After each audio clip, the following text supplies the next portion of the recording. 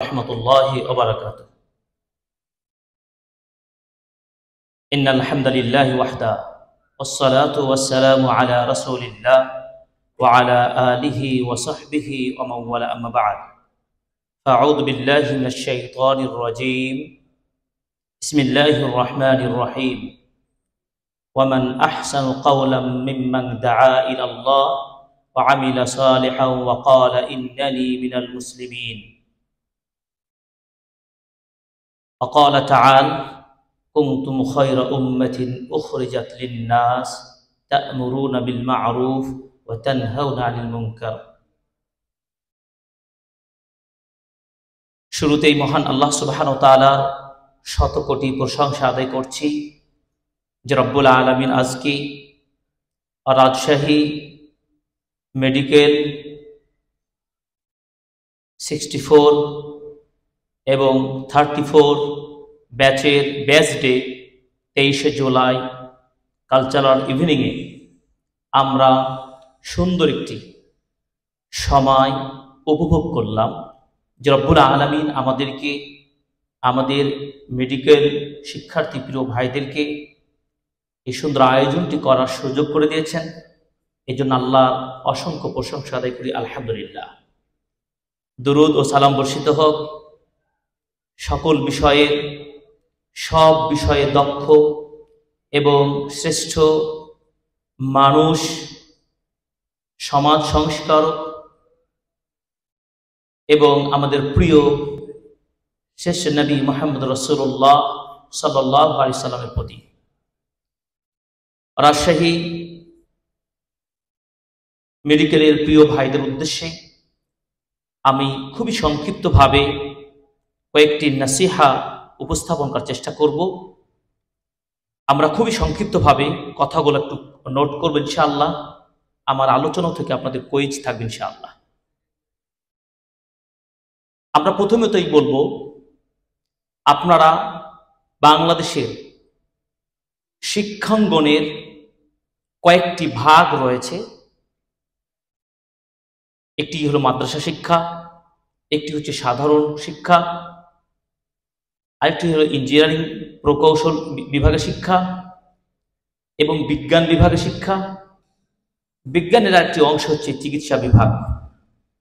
আপনারা সৌভাগ্যবান, মানুষের দৈনন্দিন জীবনে চলতে গিয়ে দুইটি শিক্ষার খুবই প্রয়োজন। তার প্রথম নাম্বার 1 শরিয়া ইসলামী শিক্ষা, যে শিক্ষার মাধ্যমে আপনার ঈমান, দ্বীন, ইসলাম বিধিবিধানগুলো জেনে সঠিক পন্থায় জীবনযাপন করতে পারবেন। এবং দ্বিতীয়ত হলো শরীর, মন, শক্তি সুস্থ রাখার জন্য, শারীরিক চিকিৎসার জন্য অবশ্যই চিকিৎসা বিদ্যার একান্ত প্রয়োজন। আপনারা আপনাদের মেধার লড়াই সংগ্রাম করে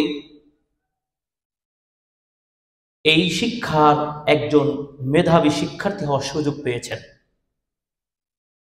সুতরাং আপনাদের শিক্ষাও ইমাম শাফিঈ রাহিমাহুল্লাহ উক্তি অনুসারে চমৎকার একটি শিক্ষার সাথে অংশগ্রহণ করতে পেরে সত্যি আপনার ধন্যবাদ পাওয়া। এই জন্য আপনাদেরকে আমাদের পক্ষ থেকে ভালোবাসা, শুভেচ্ছা ও অভিনন্দন জানাচ্ছি। দেখুন, একজন বিশিষ্ট ইমামের কথা আমরা বলবো। তিনি আমাদেরকে 4টি মূলনীতির সাথে থাকার আহ্বান জানিয়েছেন। এই 4টি মূলনীতির বাইরে আমরা কেউ যেতে পারবো না যদি সত্যিকার একজন সুন্দর, সার্থক, সফল ব্যক্তি হিসেবে গড়তে চায়। সেটি দুনিয়ার জীবনের সফলতা এবং পরকালের জীবনের সফলতা। তিনি বলেছেন 4টি বিধান সকল মুসলিমের জন্য জানা ওয়াজিব। নাম্বার 1, আপনি জ্ঞান অর্জন করবেন। নাম্বার 2, সেই জ্ঞান অর্জন করে সেটি আপনি আমলে বাস্তবায়ন করবেন। নাম্বার 3, আপনি আমল করে সেটি প্রচার করবেন, ছড়িয়ে দিবেন। নাম্বার 4, আপনি সেটি আবার দাওয়া কাজে প্রচার করতে গিয়ে সবরের প্রয়োজন হলে অবশ্যই সবর করবেন। এই চারটি বিষয়কে যদি আমরা উপলব্ধি করতে পারি, তার প্রথমটি হচ্ছে ইলম, জ্ঞান। এই জ্ঞান, ইলম ছাড়া কখনোই কোনো মানুষ, কোনো ব্যক্তি নিজেকে আলোকিত করতে পারে না। একটি পরিবার থেকে শুরু করে নিয়ে একটি সমাজ, একটি রাষ্ট্র কখনো বিনির্মাণ করা সম্ভব নয়। এজন্য সবার আগে জ্ঞান, জ্ঞান অর্জনের সাথে নিজেকে আত্মনিয়োগ করা। এজন্য বিশিষ্ট ইমাম, শ্রেষ্ঠ মুহাদ্দিস ইমাম বুখারী রাহিমাহুল্লাহ ১৯৪ হিজরিতে জন্ম, ২৫৬ মৃত্যু। তিনি তার সহিহুল বুখারী কিতাবের একটি অধ্যায় রচনা করে বলেছেন, আল ইলমু ক্বাবলাল কাউলি ওয়াল আমালি, কথা ও কাজের আগেই জ্ঞান। আপনি যেটাই করুন না কেন সেই বিষয়ে দক্ষ হতে হবে, আগে জানতে হবে।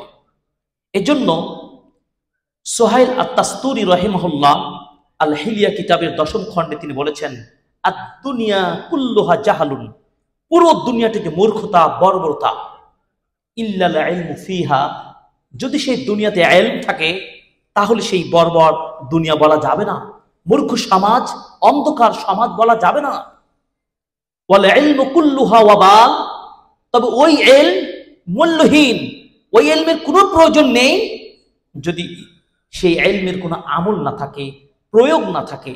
ইল্লাল আমালু বিহ, এবং ওই আমলের কোনো মূল্য নেই। আপনি অনেক ভালো আমল করলেন, বাস্তব প্রয়োগ করলেন, কিন্তু সে আমলটা হচ্ছে ধূলিকণার, বিক্ষিপ্ত ধূলিকণার মতো ব্যর্থ হবে, মূল্যহীন হবে, কোনো কাজে আসবে না যদি ইল্লাল ইখলাস ফি, সেই আমলে যদি ইখলাস না থাকে। তাহলে আমরা সফল যদি ডাক্তার হতে চাই, তাহলে আমি জ্ঞান অর্জন করব এবং সেটা আপনি বাস্তবায়ন করবেন, আমল করবেন। সেই আমলের পিছনে আপনার অবশ্যই ইখলাস থাকতে হবে। এজন্যই আমরা শ্রেষ্ঠ মানুষ হওয়ার দাবি যদি করি, তাহলে আল্লাহ সুবহানাহু ওয়া তাআলা সূরাতুস ফুসসিলাতের সেই আয়াতটি আমরা যদি লক্ষ্য করি, ৩৩ নম্বর আয়াত, হামিম সাজদা, ওয়ামান আহসানু কাওলাম মিম্মান দাআ ইলাল্লাহি ওয়া আমিলা সালিহান ওয়া ক্বালা ইন্নানি মিনাল মুসলিমিন।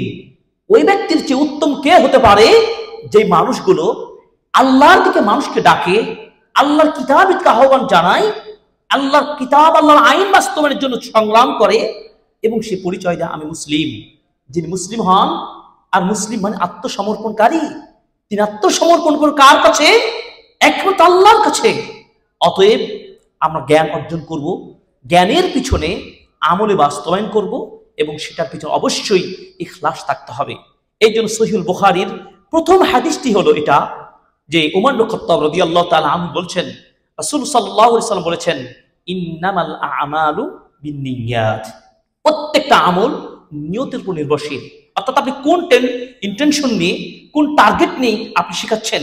সত্যিকার কি আপনি সমাজ সংস্কার চান? সত্যিকে একজন সফল ডাক্তার হতে চান? সত্যিকে আপনি একজন ভালো কারি, একজন ইমাম হতে চান? তাহলে আপনাকে এই প্রত্যেকটা পেশা, প্রত্যেকটা ক্ষেত্রে কি থাকতে হবে? ইখলাস থাকতে হবে।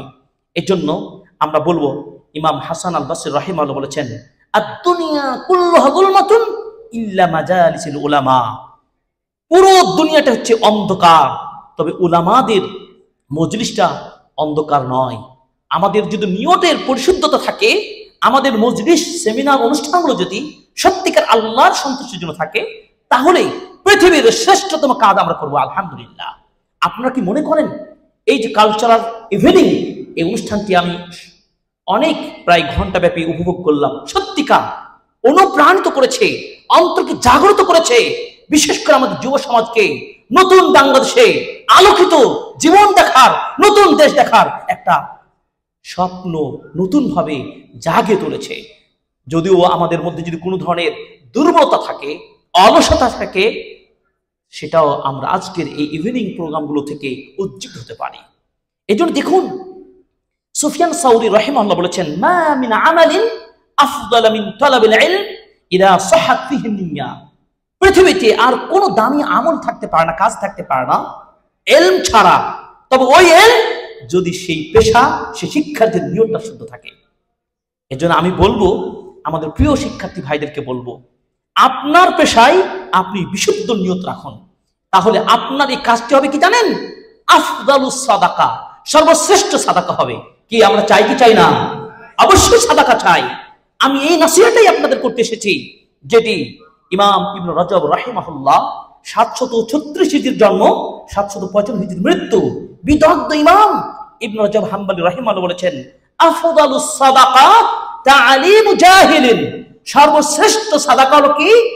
বর্বর, মূর্খ, অজানা মানুষকে শিক্ষা দেওয়া। আও ইউকাদু গাফিলিন, অথবা আত্মভোলা অলস মানুষ দেখে জাগ্রত করতে না। তা আমরা কি আমাদের প্রোগ্রামগুলোও কিন্তু পুরোটাই হচ্ছে সাংস্কৃতিক অনুষ্ঠান বলুন, শিক্ষণীয়। আমার দেখা একটিও গান, একটি উপস্থাপনা, একটি বাক্য পর্যন্ত আপনারা অকার্যকর, ভিত্তিহীন বলেছেন এমনটি মনে হয়নি।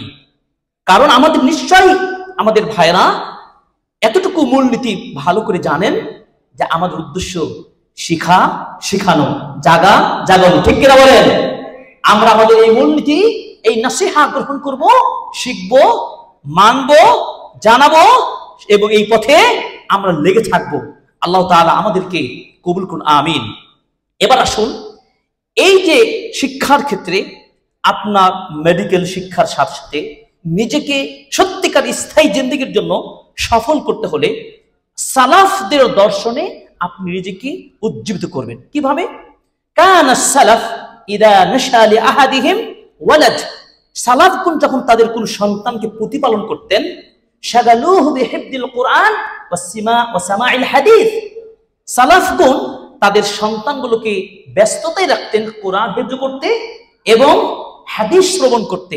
এই কোরআন এবং হাদিসগুলো শ্রবণ এবং শিক্ষা হিফজের কাজে যখন নিয়োজিত হতো, এভাবে যদি তারা লেগে থাকে, ইসবাতুল ঈমানু ফি কলবিহি, তাহলে তাদের অন্তর ঈমানটাকে মজবুত করে দিবে। আসুন, আমরা জাগতিক দুনিয়ায় যত শিক্ষায়, যে পথে, যে মতে, যে শিক্ষায়, সংস্কৃতি থাকি না কেন, যদি আমাদের ঈমানকে যদি রক্ষা করতে না পারি, ঈমান আমাদের মূল সম্পদ, মুমিনের ঈমান শক্তিতে বলিয়ান হয়ে বদরের মতো কঠিন যুদ্ধে হক ও বাতিলের সংগ্রামে মুসলিম বিজয় ছিনিয়ে এনেছে। এভাবে ওমরে ফারুকের মতো হতে হলে আপনাকে হকের উপরে, কোরআন সুন্নাহর উপরে আপনাকে মরতে হবে।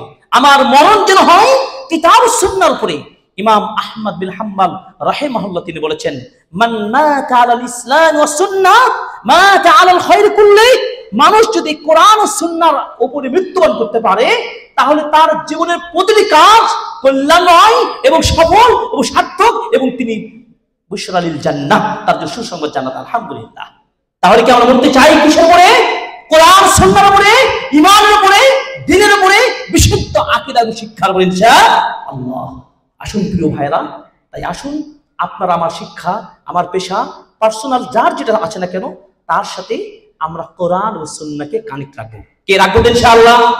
আমরা নাম্বার 1 যে কাজটি করব, আমরা দৈনন্দিন 5 ওয়াক্ত সালাত অবশ্যই আদায় করব। 2, অবশ্যই আমরা ফরজ বিধানগুলো পালনে কোনো ধরনের অবহেলা আমরা করব না। 2 নম্বর, আমরা প্রত্যেক দিন কোরআন তেলাওয়াত করব, যদিও অল্প হয়, যদিও কম হয়। কারণ দেখুন, একটা জরিপ মনে রাখুন, কোরআনুল কারীমে তো আমরা 2 নম্বর কি কোরআন তেলাওয়াত করব, আর এদিকে সালাত আদায় করব। এটা হচ্ছে কি প্রত্যেক দিন রুটিন। এরপরে ঋতুভিত্তিক যে ইবাদতগুলো আসবে, রমাদান মাসের প্রোগ্রাম, রমাদান সিয়াম, হজ, কুরবানি, এগুলো তো করবই। এরপর পাশাপাশি নফল ইবাদতগুলো যা রয়েছে, সেগুলো সর্বাত্মক আমরা অব্যাহত রাখার চর্চা করার চেষ্টা করি, নিজের মধ্যে, ফ্রেন্ড সার্কেলে এবং পরিবারের মধ্যে। এরপরে আপনার সবচাইতে এই আমলগুলোর সাথে সাথে একটা বিষয়কে খুব মনে রাখতে হবে, যেটি আমাদের সবচেয়ে বড় অভাব। সেটি হলো কি? আখলাকের অবনতি। আখলাক, উত্তম আদর্শ যদি না থাকে, উত্তম আদর্শবাদী যদি আপনি না হতে পারেন, তাহলে আপনার পেশায় আপনি সফল হতে পারবেন না।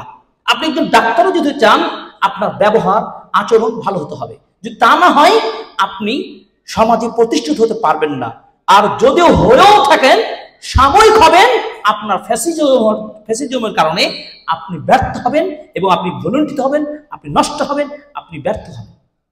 এজন্য আমাদেরকে একটা জিনিস মনে রাখতে হবে, শিক্ষা, পেশা, নিজ কাজের সাথে সাথে আমলের সাথে সবচেয়ে গুরুত্ব দিতে চরিত্রের উপরে, আমাদের কোয়ালিটি এবং আদর্শের উপরে।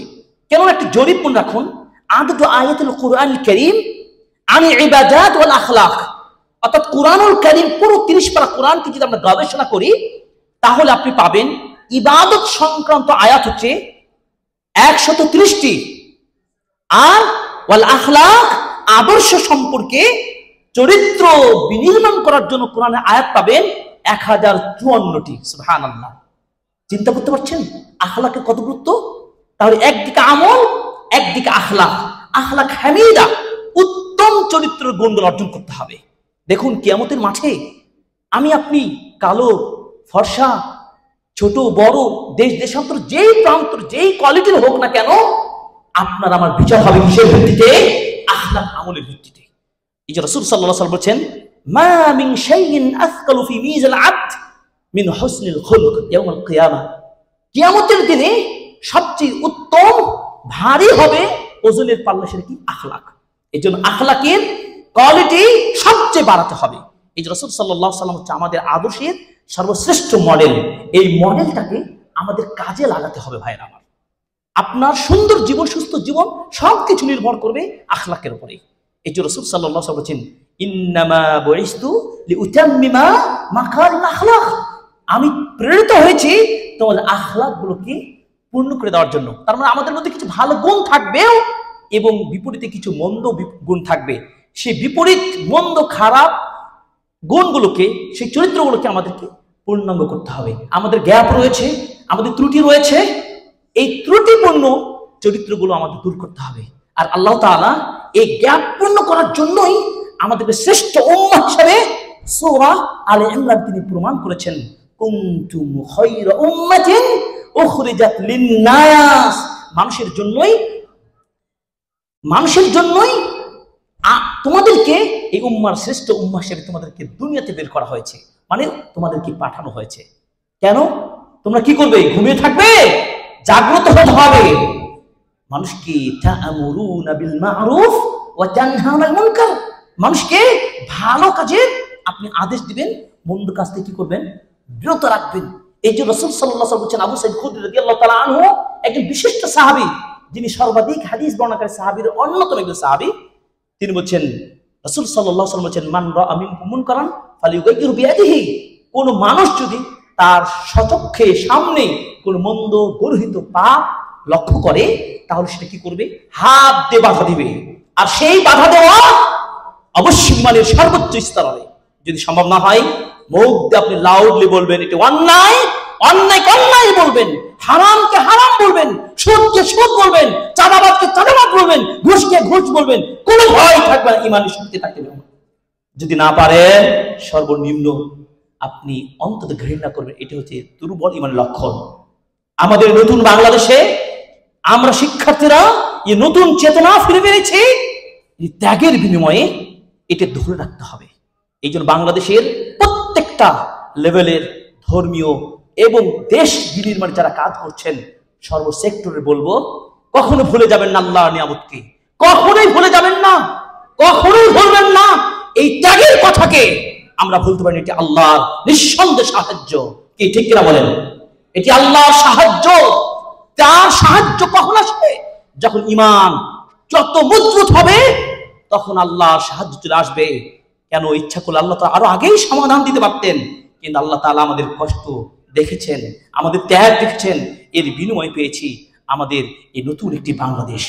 এই জন্য প্রিয় ভাইরা, আমরা আপনাদেরকে বলছি, শ্রেষ্ঠ উম্মাহ হওয়ার জন্য, শ্রেষ্ঠ ডাক্তার হওয়ার জন্য আপনারা অবশ্যই ভুল চিকিৎসা তো দিবেন না, আমাদের আখলাকে, আমলে এবং কাজে প্রমাণ করব সুন্দর একটি বাংলাদেশ উপহার দিতে পারবো ইনশাআল্লাহ। সকলের প্রতি উদাত্ত আহ্বান জানিয়ে আমি আমার সংক্ষিপ্ত নসিহা আপনাদের সামনে উপস্থাপনের চেষ্টা করছি। আবারও বলি, আমরা আগে জানবো, এরপর সেটা কি করব? সেটি শুনবো, বুঝবো, মুখস্থ করব, এরপর সেটি আমরা ছড়িয়ে দেব। আব্দুল মুবারক বলেছেন, সর্বশ্রেষ্ঠ কাজ হবে ছড়িয়ে দেওয়া। ওই ব্যক্তির যে শ্রেষ্ঠ কে হতে পারে? যে আমল করলো, অন্যকে জানিয়ে দিল। আমরা ভালো গুণগুলোর মধ্যে একটা গুণ ডাক্তারদেরকে বলে থাকি, প্রিয় ভাইরা আপনারা তাআউন মনে রাখবেন। তাআউন কি? আল্লাহ রাব্বুল আলামিন বলেছেন যে ওয়া তাআওয়ানুল বিররি ওয়াত তাকওয়া ওয়া লা তাআওয়ানুল ইসমি ওয়াল উদওয়ান। তোমরা ভালো কাজে একে অপরের সাহায্য করে তাকওয়ার কাজে, আর মন্দ কাজে করবে না। তা আমরা ডাক্তাররা খুবই আমরা লক্ষ্য করেছি যে আমাদের গ্রাম থেকে রোগীরা আসে, অনেক ডাক্তার খুব ব্যবহারে খুব রাপ শক্ত, এবং একটা যেন পেশাদারিত্বেই পুরোপুরি হয়ে গেছে। ওই যে আপনি নিয়মটা ঠিক রাখবেন আপনার ব্যবহারে। আবার এমন কিছু ভালো ডাক্তার পেয়েছি যাদের ব্যবহার এত সুন্দর যে তার চিকিৎসার যে অ্যাডভাইস শুনে অর্ধেক রোগ ভালো হয়ে যায়। কি হয় কি হয় না? আল্লাহ তাআলা আমাদের সেই সুন্দর সুন্দর আমাদেরকে সফল ডাক্তার হিসেবে কবুল করে, আমিন। এবার আপনারা যেন এই অনুষ্ঠানগুলো মাঝে মধ্যে করবেন। আমি আপনাদের প্রিয় ভাই, রাজশাহী শহরে থাকি, মদিনা বিশ্ববিদ্যালয়ে হাদিস জীবনে পড়াশোনা শেষ করে এসেছি। দাওয়াতি কাজে আপনাদের সাথে আমি আছি। রাজশাহী বিশ্ববিদ্যালয় ইসলাম স্টাডিজ ডিপার্টমেন্ট থেকে পড়াশোনা করে সেখান থেকে পিএইচডি ডিগ্রি অর্জন করেছি। আপনাদেরই ভাই, আপনাদের সাথে আছি। আপনাদের যে কোনো প্রয়োজনে দিনী কাজে এবং আপনাদের দিনী মুভমেন্ট যা কিছু করবেন আপনারা আমার কাছে পাবেন। এবং বিশেষ করে কোরআন ও সুন্নাহর কোরআনিক গ্রামার, কোরআনিক ল্যাঙ্গুয়েজ, হাদিস, এইসব বিষয়গুলো জানতে যদি চান, আপনাদের প্রিয় প্রকাশনা প্রতিষ্ঠান ওয়াহিদ ইসলাম লাইব্রেরি, রানীবাজার, সেখানে আপনারা আমাকে পাবেন। সেখানে আসবেন, ভাষা শিক্ষা সব ধরনের যে কোনো পরামর্শ আপনাদেরকে আমি দেব ইনশাআল্লাহ। আপনাদেরকে আমন্ত্রণ জানাচ্ছি, আপনারা পড়ুন, ছড়িয়ে দিন, আপনাদের পড়া শিক্ষার সাথে সাথে জ্ঞান ছড়িয়ে দিয়ে এবং দাওয়াতি কাজে সময় দিয়ে নিজের যে চেষ্টা, নিজের যে পেশা, নিজের যে শিক্ষার ক্রম, এটি যেন অব্যাহত রাখতে পারেন এবং সফলভাবে বেরিয়ে আপনার ডাক্তার ও সফল ডাক্তার হতে পারেন।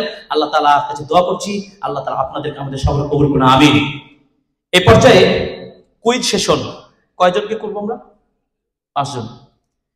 যিনি আগে হাত তুলবেন আমাদের দায়িত্বশীলরা, আপনারা প্রশ্ন উত্তর দিতে পারেন। আচ্ছা, সাহেব একটা করে কোয়েশ্চেন করবেন।